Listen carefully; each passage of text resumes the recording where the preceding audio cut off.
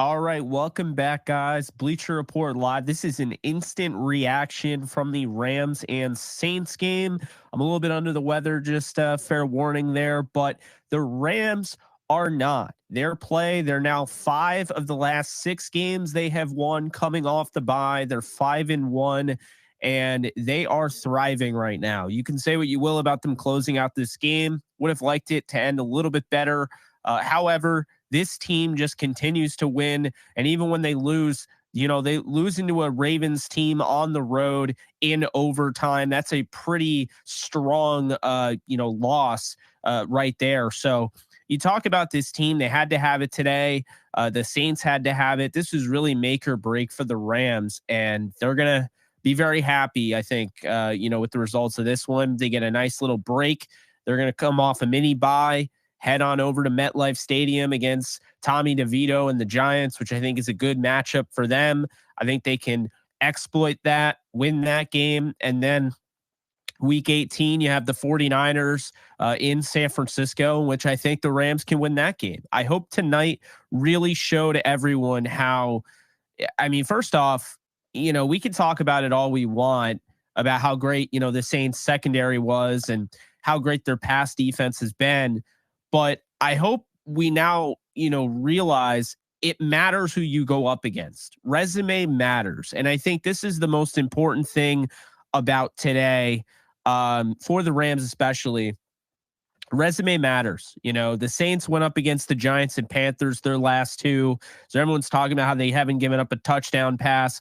Matthew Stafford, once again, no interceptions, 2 touchdowns, did a really nice job. I thought really impressed with Kyren Williams. Once again, another 100+ yard day for Kyren Williams and a touchdown. Ronnie Rivers got going a little bit. Nice to see him back from IR. Hadn't played since week 5. You look at Puka Nacua catching 9 of his 11 targets, 164 yards and a touchdown.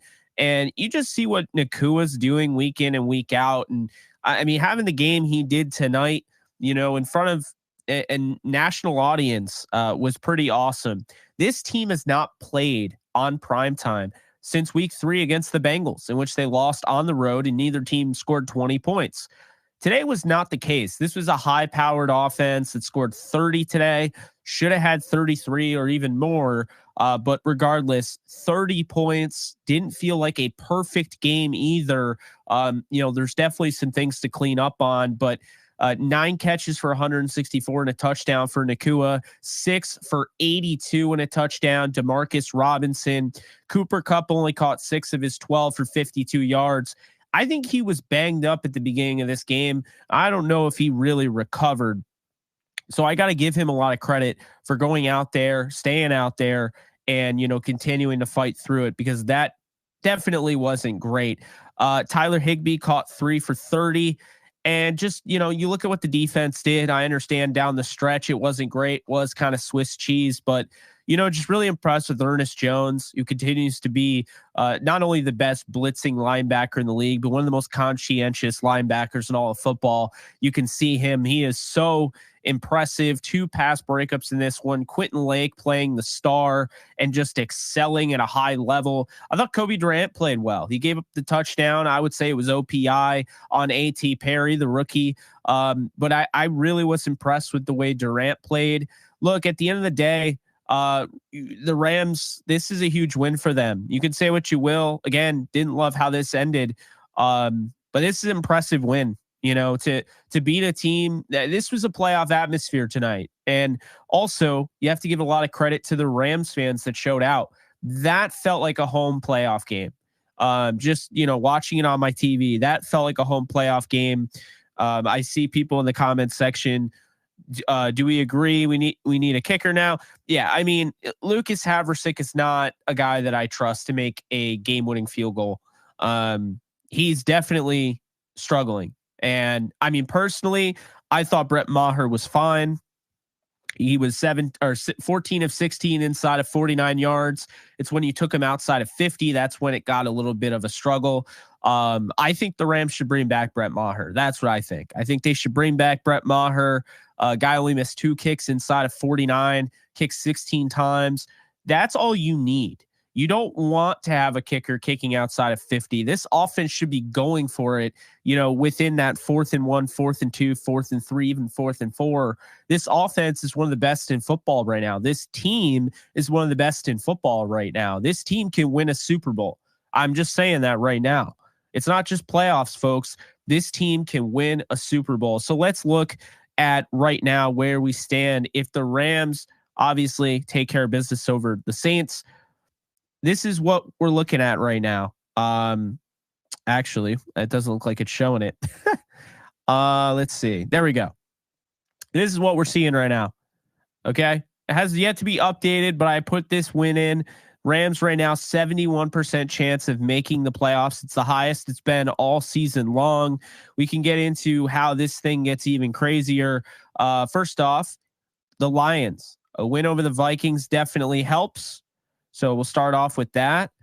And then, of course, you have the Titans and Seahawks. If the Titans pull that off, then this goes up to 80%. And then you do have others where if the Cardinals beat the Bears, this thing goes up. Panthers beating the Packers puts this thing right in perfect position for them to clinch next week. So I got to say, I mean, I'm really impressed. This team just feels different, man. It really does. Just watching this team this year, I don't know what it is with Sean McVay teams. 2017 felt like that was a special team because that was the first team of Sean McVay's career as a head coach. And you saw the way you saw the way that team just rallied and bounced back and everything. And you're like, yeah, okay, this team's legit. But then 2018 comes along and you're like, okay, this team needs to win a Super Bowl and they don't. 2019 rolls along and this is the Super Bowl hangover team that deals with some injuries and they don't make the playoffs. Would they have made the playoffs under the 7-team format? Yes. However, this is before the new playoff system. So they missed the playoffs. 2020 rolls along and you're like, this is the best defense we've seen for the Rams. And their quarterback, Jared Goff, had his moments, but wasn't quite cutting it. 2021 rolls along and you're like, Matthew Stafford instantly, at least for me, I just knew they were going to win the Super Bowl that year. 2022 felt like they could repeat and I was very confident. And then they had all these injuries. And I think the injuries kind of distract you. It plays more into they mortgage the future, but in reality, I don't think that's true. I don't think the Rams mortgage the future. They wouldn't be in the position they're in right now if they mortgage the future. They wouldn't have a first round pick in 2024 if they mortgage the future. And furthermore, I'll just say this, they wouldn't have been in every single game going into the fourth quarter last year if they mortgage the future. So I think sometimes that's just the way it is. 5-12, you lose your quarterback middle of the season, you lose Cooper Kupp, you lose Aaron Donald, you have third and fourth string offensive linemen. That's what happens. That's just the way it is. But this year feels like a special year. I'm not saying they're going to win the Super Bowl. I think they can. But my thing about this year, this is a big deal because the most important thing, at least for me, about this season, when I look at the Rams, is that the fact of the matter is that this team, I truly thought they would go 10-7. So I've been high on this team and I said, people are way too low, but this was the tank for Caleb team. This was the team that isn't good. This was the team that is going to go 4-13 or 3-14. This is the team that just simply put is going to be picking high in the first round. And I never bought into that. And I know there are other people that didn't as well. But I think if you're one of those people that never bought into that, then I think you really are kind of feeling what I'm feeling there. In the fact that, look, this team might not be perfect. They might be Swiss cheese at the end of games. They might let teams back into it late. But when they win these games, and they've won 5 of the last 6 games coming off a bye, and you see the growth in the maturation of a Byron Young, of a Kobe Turner, of a Kyron Williams, of a Puka Nacua, just all hands on deck, it really adds to the flavor and the fire that truly is this Sean McVay Rams team in 2023. And with that said, I find I'm more connected to this team than any Rams team before. I feel like I've been defending this team all year through thick and thin. whether they win a game against Seattle immediately, they blow out Seattle 30-13, or they lose a close game to the 49ers. And I'm sitting here saying it's a moral victory. And while I don't believe in moral victories all the time, I do feel like you have to at least give them that. At the same time, I'm sitting here trying to defend why they lost to the Bengals, why they lost to the Steelers, why they lost to the Cowboys and the Packers. But again, it's the way they responded. And it is very on brand for a Sean McVay football team that isn't completely messed up with injuries to be doing what they're doing. McVay is one of the absolute best coaches in the sport. And when it's all said and done, he's going to be one of the greatest of all time. And we should not be shocked at what we're seeing. We shouldn't. This coaching staff, year in, year out, has to be replaced. And Sean McVay has to replace these guys because he's always getting plucked. Well, look at what Sean McVay has done with this team. Look at what Raheem Morris has done with this defense. I just think it's gotten to the point where this team might not be anywhere near the most talented team that Sean McVay has coached. This team might not have anywhere near as much depth as the team Sean McVay has coached in the past. This team might not have a first round pick, coming out of this draft class. This team might not have this and that, but at the end of the day, this team has a real shot at just completely running the table. I'm not just saying beating the Giants next weekend and beating the 49ers. I'm saying this team is absolutely lethal. And they have a quarterback who is a Hall of Famer in my mind, in Matthew Stafford, who doesn't look like he's anywhere near done with his career. And furthermore, I would say he's playing the best damn football coming off the bye that I've ever seen Matthew Stafford play. And yes, I'm talking about the Super Bowl season where he had 41 touchdowns. I think Stafford right now looks better than he did in the Super Bowl season. That's saying a lot. And it's all hands on deck. It's not just this guy. It's not just the Cooper Kupp show. If Cooper Kupp doesn't step up or he gets banged up, it's nice to see Demarcus Robinson be able to handle the load. It's nice to see, a Puka Nacua have 160 plus. It's nice to see Kyron Williams do his thing. It's nice to see that this team, no matter how they need to get it done, are getting it done. It took the cold weather, the rain, the wind, the road, Baltimore against one of the best teams in all of football. It took overtime for them to win against the Rams. No one wants to see this Rams team. And I can assure you, we should not make a big deal about how this game was finished. I understand it wasn't perfect. I get that. But if you're really paying attention, this team is dynamite. This team is absolutely lethal. They're the second best team in the NFC. They can beat anybody. And furthermore, they should very much be in play to go to the NFC title game and eventually go to the Super Bowl. Now, it's a matter of doing that. It's a matter of winning those games. But all I have to really base it on are the last 6 games that I've watched. I watched the Rams beat the Seahawks 17-16, did whatever it took necessary to win when you knew they were clearly missing Kyron Williams in that offense. We just didn't realize how badly they were missing him.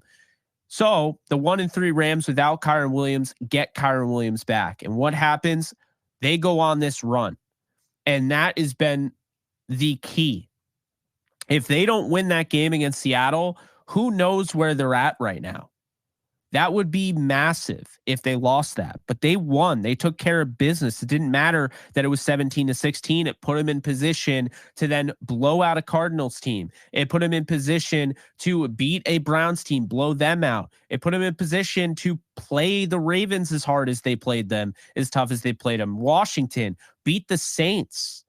I mean, guys, this is impressive stuff from the LA Rams, from a young team, one of the top 3 youngest teams in football, a team where really, let's be honest here, no one wants to play.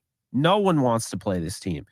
Come January, No one wants to play this team. 49ers fans don't want to play this team. The Eagles don't want to rematch against this team. The Dallas Cowboys don't want to play this team. The Lions sure as hell don't want to see Matthew Stafford at Ford Field again. No one wants to play this team. It's kind of similar to what the Buffalo Bills are doing over on the AFC side. They got rid of their offensive coordinator, and that's really the key here that has me so impressed by the Rams. It is really, really hard to do what they did, to make the decisions that they made, to make the adjustments.